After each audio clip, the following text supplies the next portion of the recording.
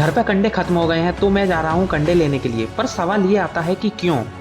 तो मेरा अभी 10 दिन का भांजा है, तो जब भी हम कहीं बाहर से घर के अंदर आते हैं तो मम्मी बोलती है कि पहले अपने हाथ और पैर कंडे की आंच और धुएं में सेक कर आओ, तब ही घर में घुसना। तो इसके पीछे क्या धार्मिकता जुड़ी हुई है मुझे तो समझ नहीं आता। और हाँ, जब मैं कुछ बाहर से तला हुआ खाने के लिए लाता हूँ तो मुझे वो भी नहीं खाने देते। तो इसके पीछे भी क्या धार्मिकता है वो भी नहीं पता। और अगर इसका जवाब पूछो तो जवाब मिलता है कि बस नहीं किया जाता। हमारे यहाँ ऐसा ही होता है। पर पता मुझे क्या लगता है, जैसा हमारे आयुर्वेद में बताया गया है कि गोबर एक अच्छा कीटाणुनाशक यानी कि एंटी बैक्टीरियल और एंटी फंगल होता है। और जब गोबर से बने कंडे को हम जलाते हैं तो उससे धूपन कर्म होता है, इससे निर्जंतुकरण यानी कि स्टेरिलाइजेशन होता है, ताकि जब हम बाहर से हाथ पैर सेक कर आए और बच्चे को टच करें तो उसे कोई इन्फेक्शन ना हो। अब ऐसा मेरा मानना है, पर असली बात क्या है वो नहीं पता।